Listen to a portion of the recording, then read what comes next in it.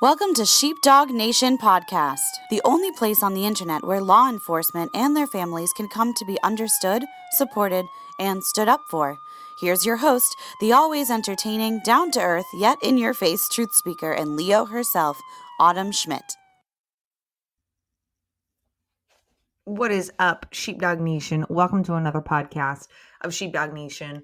I'm really excited to have you here today. I'm going to warn you, this episode is probably going to trigger you. It's a pretty emotional topic. We all have our opinions on it, so I'm going to dive right in, and what we're going to be talking about is we're going to be talking about police suicide. And the reason why is because in 2018, the police suicide rate surpassed the in the line of duty deaths by 10. So there was 158 suicides, and I believe that there was 148 in the line of duty deaths. So we together lost over 300 officers last year, which is 300 too many. I understand that this job, obviously, we all know the risks. We all know that we are out there sacrificing and, and putting our lives on the line, right? But in the academy or in the bulletin boards, or when you're about to become a police officer, or, they're scouting you, there was never any talk about police suicide. In fact, many of these suicides that happened last year really kept hush hush. You didn't see them in the media like you would, like in the line of duty death. And I believe that's wrong. And I have a huge problem with this. I'm sure you do too. But my take on this isn't probably the same as yours. So this is why I'm saying watch out, because you're about to get triggered. And if you do get triggered, that's fine. That's fine. We'll kind of follow in like what Tommy Lawrence says, stay triggered, right? But instead of getting all upset and pissed off at me, just hear me out before you become extremely offended. Because in my opinion, this is the truth. The truth is that we, as law enforcement culture in society together, we are to blame. Obviously, society has no idea. Civilians have no idea, what law enforcement, what first responders, what military, like what we go through, what we see. I do not know what a soldier who deploys sees. I have no idea. I mean, I know what it's like to be at war at home in this country. That's what our police officers are dealing with. However, I do not know, and I do not even want to pretend to know what a soldier deals with. Okay. So first off, then we need to draw that line. Society needs to not even pretend like they have any idea. The second thing is that law enforcement is a culture, okay? As a culture, I know what this kind of culture is. I can't speak for what the culture of like a firefighter is, or what the culture of like an EMT is. I have an idea. I worked, alongside them for years. I have an idea, but I don't know firsthand. However, what I do know firsthand is I do know what the law enforcement culture is like. And what I know is that the culture itself is the problem.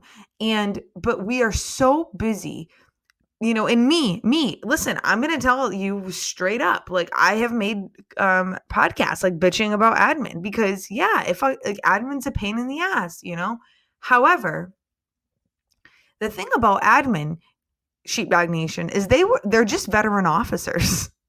They were working the road at some point in their career, and they worked their way up. And however they got there, well, that's their business. And who they are now, we want to think as a society, we want to think as like law enforcement culture that they haven't forgotten where they came from. But oftentimes that's not the case. Oftentimes I don't understand. They get there and they think, I don't know.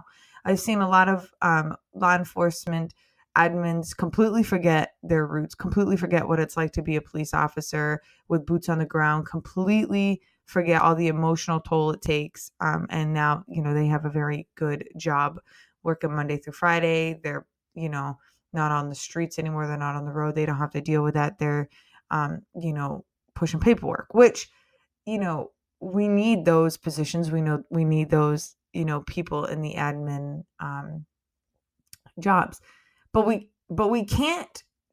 With the problem, obviously, as big as police suicide, we cannot just blame fingers. We can't. Okay. And listen, it pisses me off too. There's a whole lot of things. I want to complain about admin. I want to bitch about the fact that there's no support at all. Like in the academy, they don't talk about this.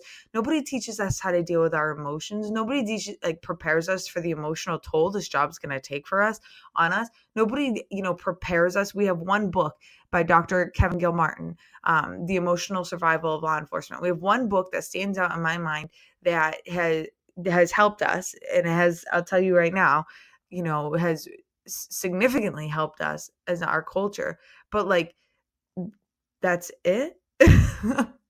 I mean, seriously. So the fact that, I just think that like the fact that we're pointing fingers, the fact that we're like, okay, well, so-and-so's supervisor, so-and-so's police department, so-and-so's admin, they're not helping out. Society doesn't understand us and blah, blah, and blah, blah, blah. Yeah, I agree.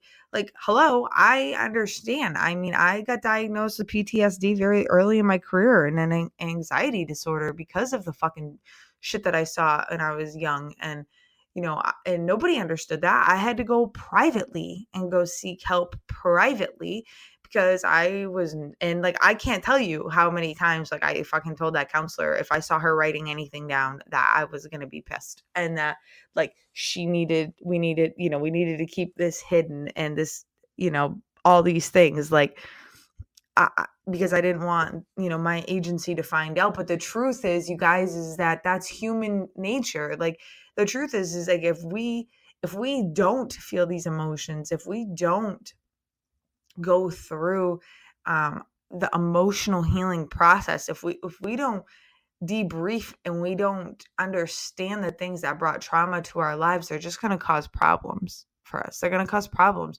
You can't put them in a box. And that is how, law enforcement, the culture, okay, since, it started, that is how men and women officers handle problems. Put it in a box. But the problem with putting it in a box is that after a while, if you do not empty out the box overflows. Okay. And so when the box overflows, that's when you start seeing, or maybe once it starts getting to the top, that's when you start seeing bad problems. You start seeing the drinking, the weight gain, the going out and buying everything because you need to have an impulse, you need that adrenaline rush, the divorce rate, the, having an affair, the working more overtime because you just went out and, bought all this stuff, or because you don't know how to handle being a human. That's when we see all these things, a bad attitude develop. I mean, the list goes on and on. The thing is that we, as Sheepdog Nation, as members of law enforcement, we are responsible. We are responsible for a change. We are responsible for having one another's back. We have got to come together. And this is what I've been talking about. I made a post recently on my Instagram. Feel free to go check it out at the Lady Sheepdog. And it triggered some people. And I got called uneducated. And which is laughable, which is fine. Because you guys are all going to have your own opinions. That's not a problem. I don't mind that you have your own opinion of me. What I have a problem with is, one, if you don't read my post correctly, because in the post, I talk about how that we can only blame, our past president, our admins, and society as a whole so much. Listen, that doesn't mean I'm blaming our past president. However, if you are in America, then you know what we've gone through with our former presidency. The lack of support. I know it. You know it. We all know it. That cannot be an excuse. It doesn't mean that it caused problems. Yes, of course. Of course it's caused problems, right? Is our culture of law enforcement, has that caused problems? Yes, of course that caused problems for us. Life is all about problems that are going to be caused for us. Like, that's the truth. That's it. But the question is, one, how can we become true leaders, true warriors who are not only looking out for ourselves, but we are focused on making this culture, we are focused on making the experience for our fellow officers a better one. How can we change the mindset around that? That's the question. That's the question. It's the only question that I'm asking. This is what I'm telling you. And for some reason, it's triggering a lot of law enforcement because maybe at some point you feel a little bit responsible because you've turned your eye. You've turned a blind eye. You've seen an officer struggle and you just roll your eyes because you're like, get out there and do some work. But because so-and-so isn't, because they went out and cheated on their wives, or they went out and bought all this shit, they're the ones causing their own issues and they need to get their shit together. But at the end of the day, we have to take a look. It's deeper than that, sheepdogs. It's deeper than that. I've done that. I've done that. I'm not saying that I'm not guilty of this. I'm just saying we need to bring consciousness to this. We need to be aware of this. And the only way the culture is going to change is if we change as a whole. We have to change. We have to become more conscious of what's going on. We have to change our attitudes. We need to change our perspectives. We need to take a look at what really, makes a leader. And step into that position. A leader isn't just somebody in a leadership position. We all know that. We all know the difference between a real leader and somebody who's just in the position. And you need to ask yourself, are you just in the position of being a police officer, or are you a true leader in society? And if you haven't been acting like a leader in society, this is your wake-up call right now to do that. Go read the leadership books. Go listen to, if you're like, Autumn, I don't know what it takes to be a leader. Well, go listen to Jocko Willink. He's a hell of a guy that'll depict what a leadership is. I've been reading the book, The Dichotomy of Leadership by him, and it's really good. David Goggins, hell of a leader. And, and the list goes on and on. Look at Mark Devine. Look at Lieutenant Colonel Dave Grossman, some speakers we've had on the podcast. I mean, they talk about it in these podcasts. Go listen. Go and listen. And, Lieutenant Colonel David Grossman, he brought up a really good point. And he said, Autumn, we need to stop.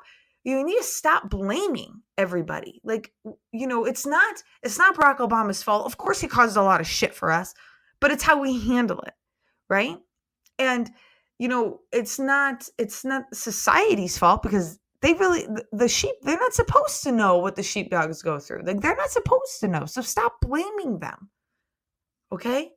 It's time that we take radical responsibility for our culture, for ourselves, for our feelings. We are the ones that are going to create change. We can't sit here and depend on our admin. We can't sit here and depend on, our president. We can't sit here and depend on these outside forces, sheepdogs. We have to be the ones. We have to. That is why I'm doing what I'm doing.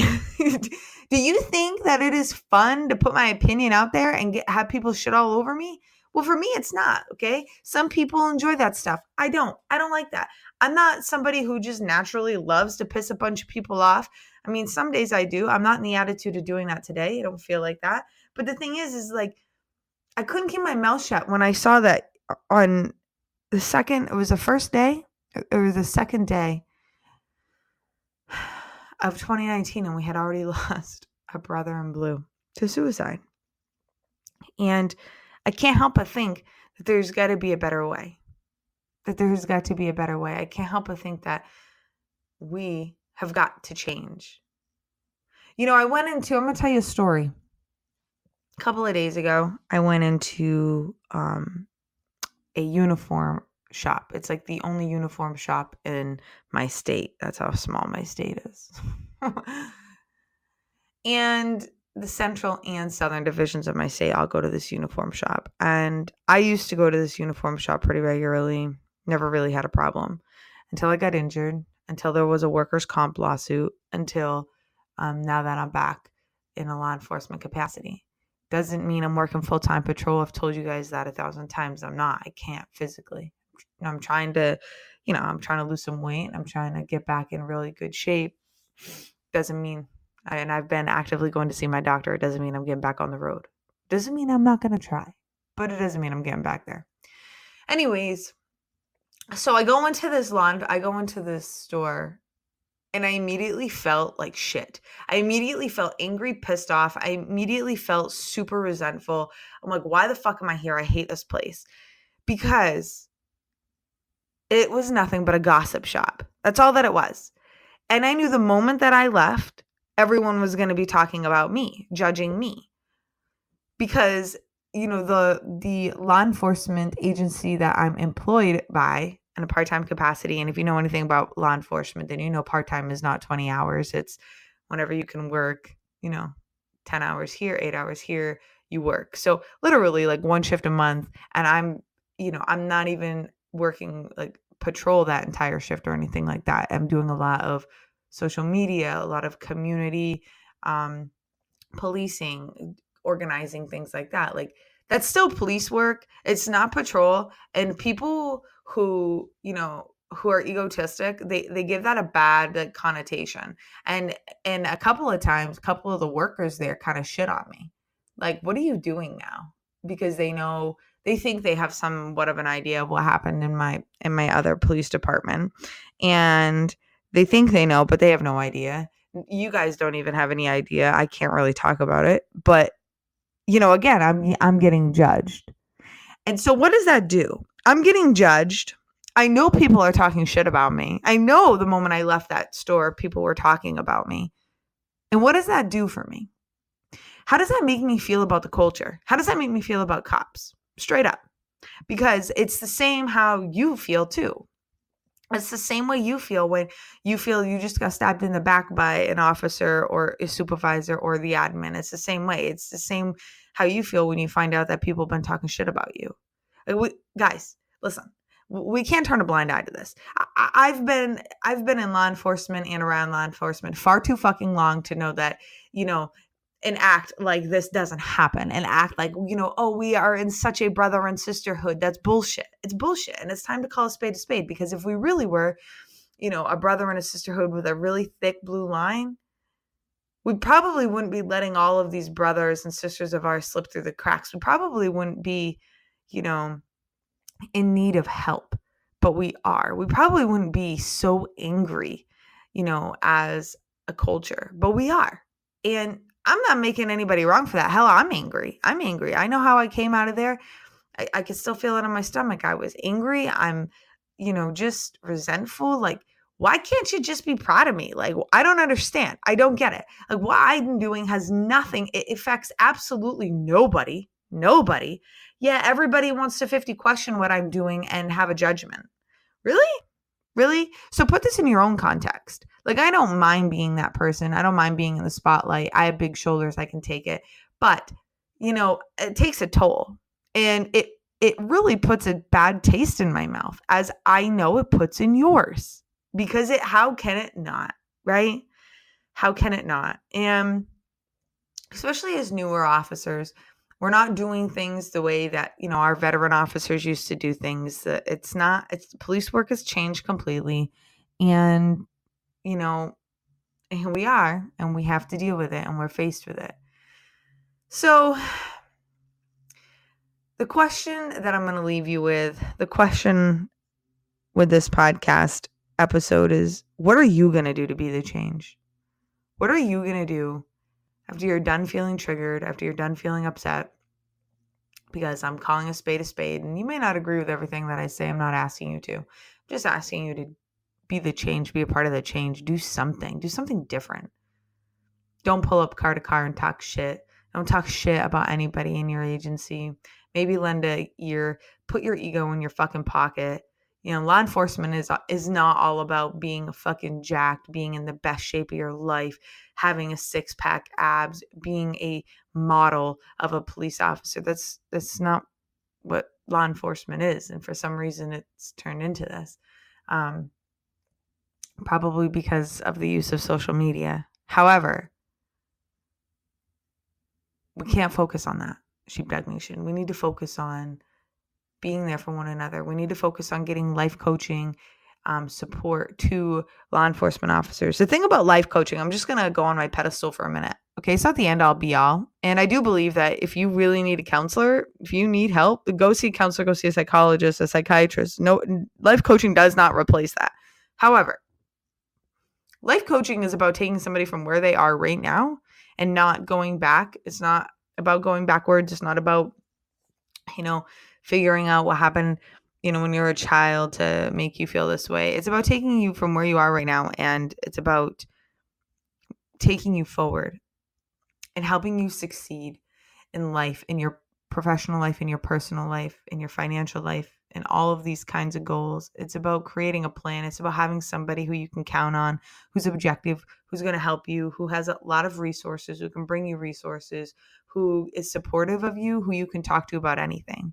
The thing about law enforcement is we see so much shit, right? Like I talked about in the beginning of this podcast, and we don't ever really empty out our box, do we? Because we don't want to empty out our box to our families. We don't want to burden them with that. We don't want to empty out our box to our spouses. We don't want to burden them with that. When we try to empty out our box with our coworkers, what do? Can you trust them? Right? This is the problem. I remember only having one supervisor, only one, in my 7 years of law enforcement that I could sit down and talk to and have a real life conversation with. He and we did. And we had real life conversations because I would talk to him about things like, hey, I'm a little worried. Like, how am I going to do this and have a family? How do you do it? What happens? Like, and I talked to him about all these things, and he was awesome. Never judgmental, very even keeled, treated everybody the same. Great guy, great leader. We had a lot of fun together, but I could talk to him. Now, that's only one. One.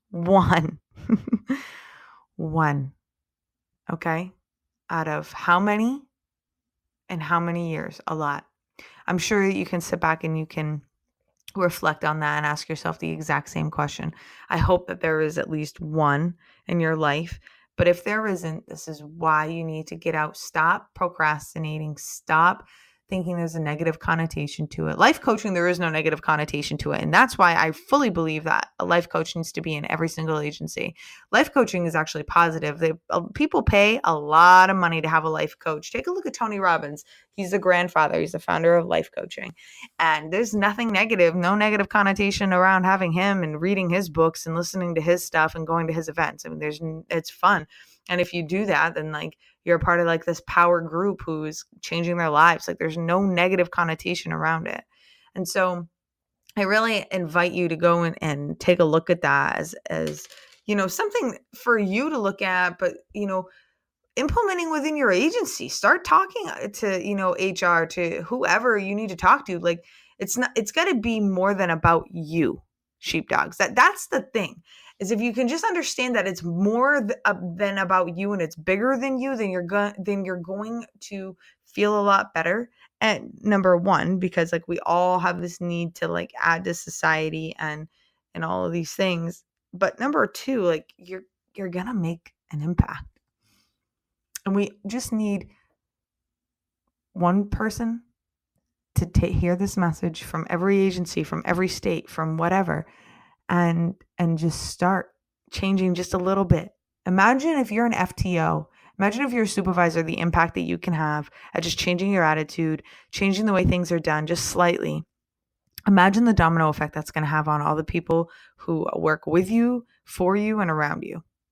Massive. Okay? I hope that you learned something. I hope that you are going to join me in this suicide prevention task of changing law enforcement, changing the culture. I don't have all the answers. I'm not exactly sure why this is happening. If I knew, then I would tell you. My goal is to do some research around it and see what I can find. I have a pretty good idea, but I'm not 100% sure because I haven't been in that situation. So once I have that information, I'll gladly pass it along to you. Okay, so I will see you in another episode. If you haven't followed me on Instagram, come hang out with me over there. We have a Sheepdog, an exclusive Sheepdog Nation podcast Facebook group. Just look that up, the Sheepdog Nation podcast. And you can come and hang out. We talk about podcast content. We talk about all sorts of things. It's a good group. It's different because, again, I'm coming at it from more of like a emotionally supportive angle versus egotistic. Look at me work out. Look at all the things that I've accomplished. Yada, yada. I'm not really into that. So if that sounds like a good fit, you're more than welcome to come in, and I will see you next time. And that was another episode of Sheepdog Nation. If you enjoyed this podcast, please go to iTunes and let us know by giving us a rating. If you have questions that you want answered by Autumn in the podcast, submit it by going to the link in the show notes. As always, stay safe and watch your six.